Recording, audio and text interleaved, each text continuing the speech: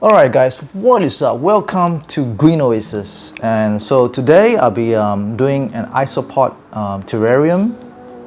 So these are the things that I have for my Isopod. I just bought it last week. I'm gonna use, because Isopod is pretty small, so you don't really need a large tank. So I got two sizes. I have this one right here, which is I have a little bit of terrarium, but I'm gonna remake this again. And I have another one here which is more squarish, which is I have this one here. I used to have this for my beta tank, but I'm going to use it for my Isopod. So I'm probably going to use this one. I think this is have a little bit more depth and also a little bit much larger. So I think this is pretty good for my Isopod.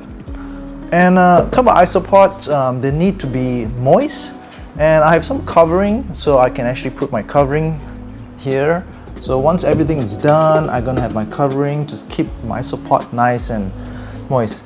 And of course, let's address the elephant in the room, is the Isopod itself. I have my Panda King. I bought it recently in Singapore. It's a green chapter. I'll leave the link if you're in Singapore, and if you're local here, you can probably go and visit.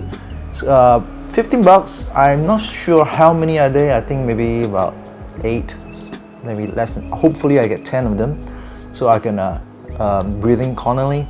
But if not, I think it's pretty cool. You know, first time making an Isopod terrarium.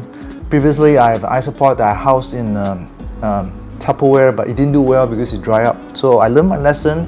This time I'm gonna be enclosed. Gonna do it enclosed, and gonna have my Panda King Isopod. Like most Isopod, as you know, they require dark and damp area. Humidity must be high, but not wet, but damp enough for them to survive. So let's introduce some of the ingredients that I bought from the same place, but you can have your own if you want. I have a terrarium moss, which is mixed with peat moss, with cocoa bark. You can do your own, but I decided to buy it myself because I just don't have time to gather all the ingredients. So I decided to actually, you know, get this. This is actually pretty cool, $8, which is, I think, it's pretty decent. It used to sell for 15, but got it for 8. So yeah, pretty good. And the next one I have is my forest soil. This is actually pretty good also for Isopod. They need to have you know, something that they can, organic matters, that way they can, you know, feed on. So this is something that is actually pretty good for Isopod. And lacquer. Okay, so lacquer, later I'm going to explain to you what is lacquer and why do I use lacquer. And of course, forest floor. This is something that they can also munch on and eat it. Yeah, so this is all very organic. I'm gonna make my Isopod terrarium as natural as possible, maybe kind of like a jungle forest floor theme, something like that. And of course, I have my rocks. So I'll be using this rock. This is the leftover rocks that I have. Yeah, I like this rock. This rock is really cool. So I'm gonna use that. Maybe just one should be enough, I think, because it's just a small tank. You know, you don't want to be overcrowded. And of course, I also bought the moss, not from the same place, but in the garden center. Yeah, so that's the reason why I need to have an enclosure for my terrarium. Just nice for the Isopod. The condition is just right, and hopefully it's going to turn out really well. So I'm going to start doing it, and you're going to see me going through this. You don't have to have an Isopod, but I like to keep Isopod because, you know, it acts like a sort of a cleanup crew. All right, guys, let's get started. Oh, I forgot plants. Yeah, you cannot do without plants. This is a Fittonia, and it's pretty cheap plants. I got some of these plants too. This is Zamocro. I'm not very good at scientific name, but you can see kind of bushy. Okay, I'll keep some of these, whatever left, for my future projects. Alright guys, so I'm going to show you my point of view. I'm going to do this. So first thing first, I'm going to use a lacquer. So basically what lacquer does was actually create a drainage hole. I mean, you don't have the terrarium, so just nice. So these are the lacquer. Another name for lacquer could be a clay ball or something like that. So I'm going to put a few of them. Okay, so I think just maybe a little bit more soil. But I'm just gonna do it like it is. You don't really need to do it, but it's up to you. So here it goes. It's my terrarium soil. Alright guys, as you can see, my terrarium soil is mixed with all organic material, cocoa bark, perlite, and all these stuff, lava rocks and everything. So I have a few rocks that I collected. You can actually put a few around there, around here, just to, you know, level them up a little bit. Pretty okay, I think. From the side view, I think it looks pretty okay. The front, you see a little bit of slope that is coming out from the top. That's my idea. Okay, and then I give some gravel to, you know, create some sort of barrier in here.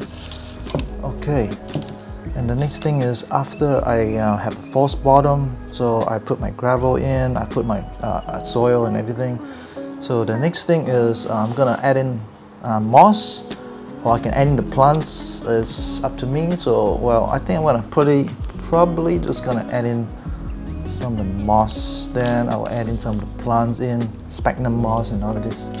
So it's gonna be really good. I also can add in some forest. Oh yeah, I forgot. I think I probably will add in this one first. This is the forest soil. It's actually pretty good for Isopod. Just a little bit will do. Sprinkle, you know, not too much. So let's see how. So the forest soil is actually very damp. See, this is my first impression. It's actually very damp, and all the organic material is all in here. So I'm just gonna put some of these, sprinkle them around a little bit.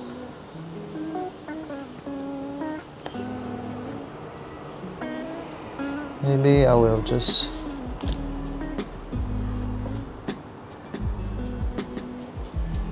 one tips is that it's good to be a bit higher up, because Isopod, they tend to burrow. They like to burrow very deep in.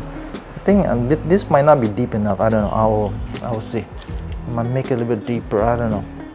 But so far, I think it's okay.